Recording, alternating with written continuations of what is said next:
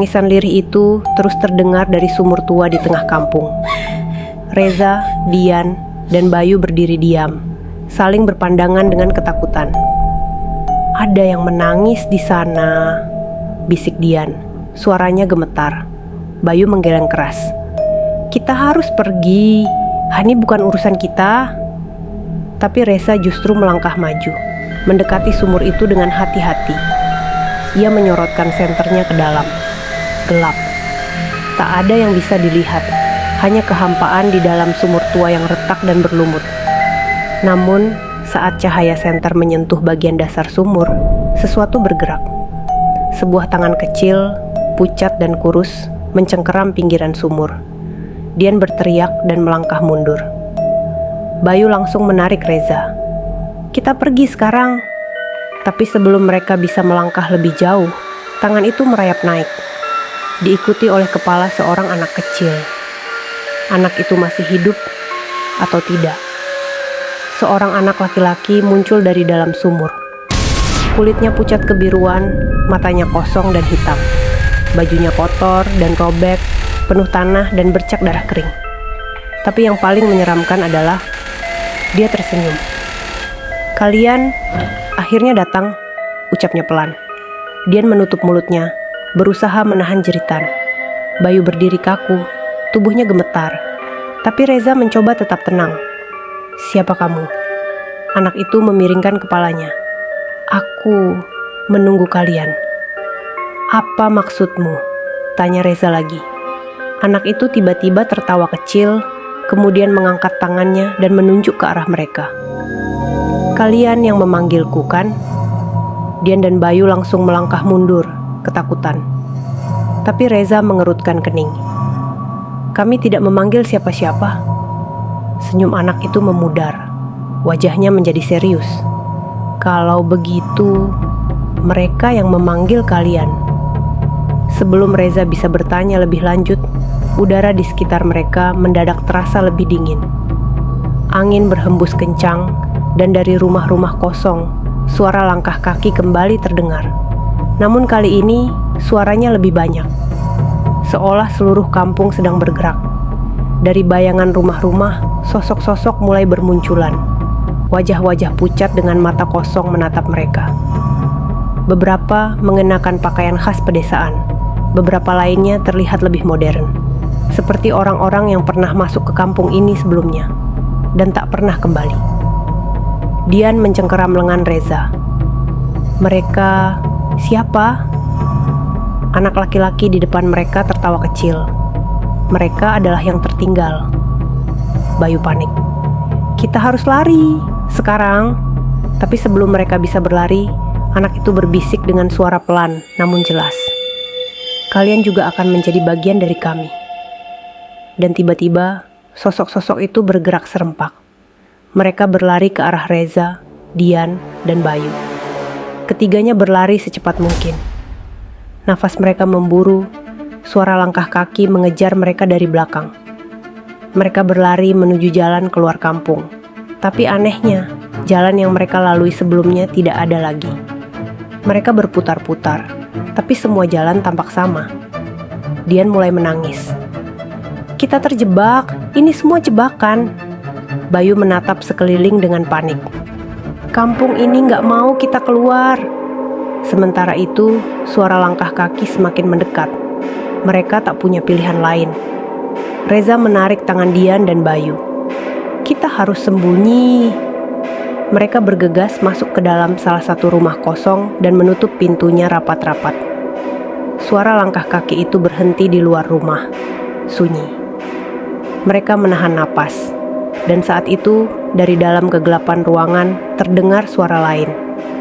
Suara seseorang yang sudah berada di dalam rumah bersama mereka.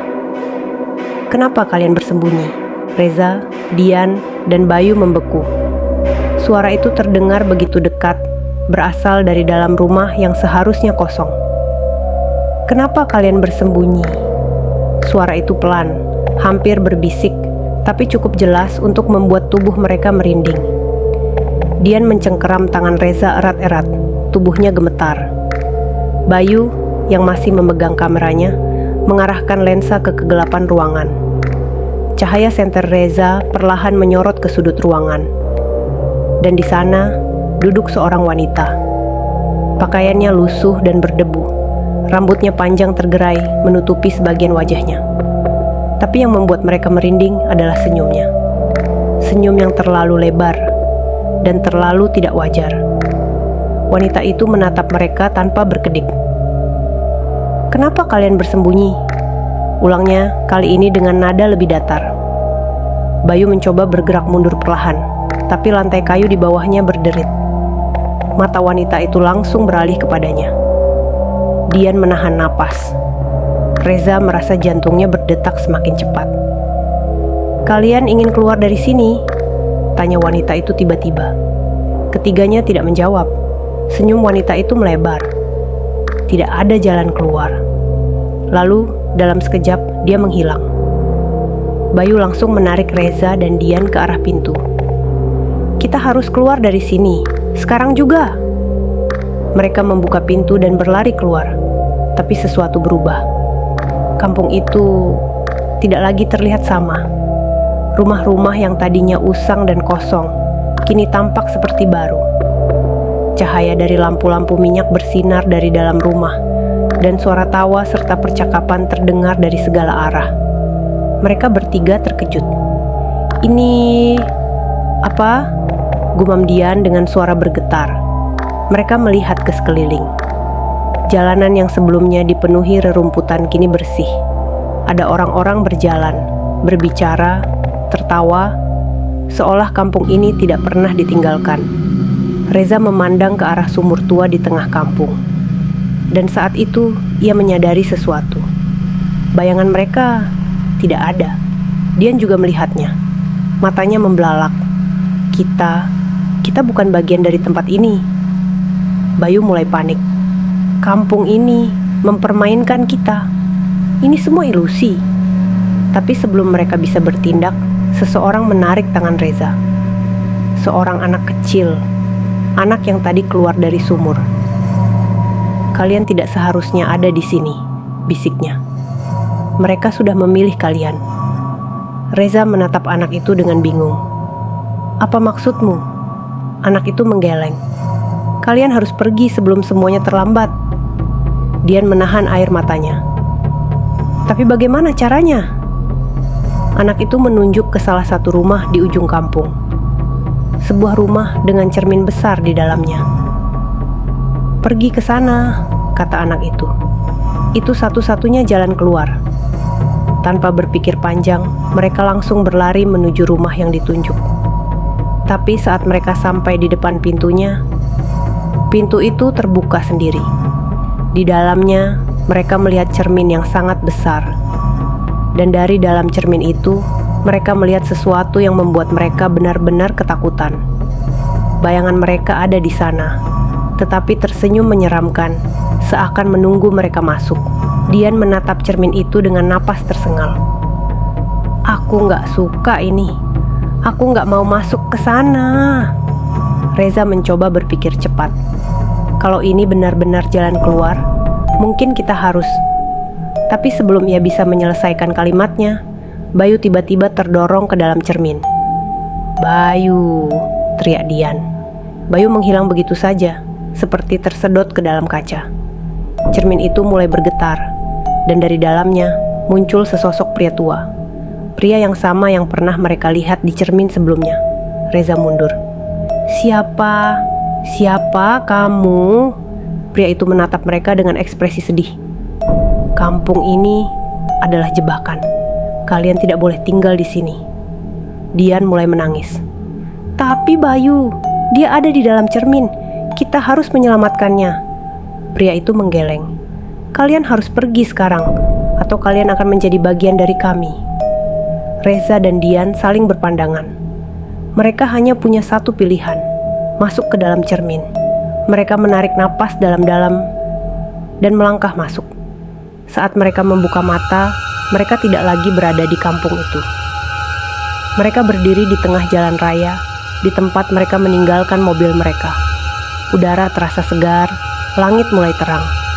Seolah-olah Mereka tidak pernah masuk ke kampung itu. Dian terjatuh ke tanah, menangis. "Kita selamat." Reza menghela napas lega. "Tapi, Bayu?" Mereka menoleh ke belakang, dan mereka melihat sesuatu yang membuat tubuh mereka membeku. Bayu berdiri di belakang mereka, tapi ada yang aneh. Tatapan matanya kosong, senyum kecil tersungging di bibirnya. Lalu dia berbisik, "Kita tidak pernah benar-benar keluar." Reza dan Dian jatuh ke tanah keras. Mereka kembali. Jalan raya membentang di depan mereka. Mobil mereka masih ada di tempat yang sama. Udara pagi terasa segar, angin bertiup lembut. Dian terisak, Kita berhasil keluar kan?" Reza mengangguk pelan. Namun, hatinya terasa tidak nyaman. Sesuatu terasa salah. Ia melihat ke belakang. Kampung sunyi tidak ada lagi. Hanya hutan gelap yang sunyi. Tapi, ada satu hal yang membuat bulu kuduknya meremang. Bayangan mereka tidak ada. Mereka masuk ke dalam mobil dan menyalakan mesin. Reza melihat Dian lewat kaca spion. Wajahnya masih pucat, tubuhnya gemetar. "Kita akan baik-baik saja," katanya, berusaha menenangkan diri sendiri. Namun, saat dia melihat lebih jelas ke spion, Dian di dalam kaca spion sedang menatapnya balik. Tapi bukan dengan ekspresi ketakutan. Dian di dalam kaca spion sedang tersenyum. Reza tersentak, menoleh ke samping. Dian di sebelahnya masih menangis. Tapi di dalam kaca spion, Dian tersenyum lebar dengan mata hitam kosong. Seketika, mesin mobil mati. Suara angin berubah menjadi bisikan. "Kita tidak pernah keluar." Reza langsung membuka pintu dan berlari keluar. Dian mengikutinya, napasnya tersengal. "Apa yang terjadi?" Tapi Reza tidak menjawab. Ia hanya berdiri di tengah jalan, menatap sesuatu yang membuatnya ingin berteriak. Di depan mereka, jalan raya yang seharusnya membawa mereka pulang. Berakhir begitu saja. Seakan tidak pernah ada jalan keluar. Hanya ada kampung yang kembali berdiri di depan mereka. Kampung sunyi. Kampung itu tidak pernah membiarkan mereka pergi. Dian mulai menangis, mencengkeram lengan Reza. "Ini nggak mungkin. Ini nggak mungkin." Tapi saat itu, sesuatu yang lebih mengerikan terjadi. Mereka melihat diri mereka sendiri. Dari kejauhan, di pintu masuk kampung, ada dua sosok yang mirip mereka. Reza dan Dian lain berdiri di sana, menatap mereka. Namun wajah mereka berlumuran darah. Dan sosok Reza di sana perlahan mengangkat tangannya, menunjuk ke arah mereka. Suaranya bergema di udara. "Kalian sudah mati." Tiba-tiba semuanya menjadi gelap. Reza terbangun dengan terengah-engah. Dia masih duduk di dalam mobil di jalan raya yang sama. Dian tertidur di sebelahnya. Matahari sudah terbit. Semua terasa normal. Namun, saat ia melihat jam di dashboard mobil, jantungnya hampir berhenti. Jam menunjukkan waktu yang sama saat mereka pertama kali memasuki kampung sunyi. Mereka kembali ke titik awal. Reza menoleh ke Dian, mengguncang tubuhnya. "Dian, bangun. Ada yang tidak beres." Dian membuka matanya perlahan. Ia menatap Reza dan tersenyum. Senyuman yang bukan senyum Dian. Senyuman yang sama seperti wanita di rumah tua itu. Senyuman yang menandakan bahwa dia bukan lagi manusia. "Kita akan masuk lagi kan?" bisiknya. Tiba-tiba, suara ketukan terdengar dari luar jendela mobil. Reza menoleh. Di luar mobil, seseorang berdiri di sana. Bayu. Tapi wajahnya rusak, matanya hitam pekat, dan darah mengalir dari mulutnya. Bayu menunduk ke jendela mobil, menatap Reza dengan tatapan kosong. Dan dengan suara yang serak dan dingin, dia berbisik, "Giliran kalian." Terima kasih sudah mendengarkan cerita horor ini. Jangan lupa subscribe.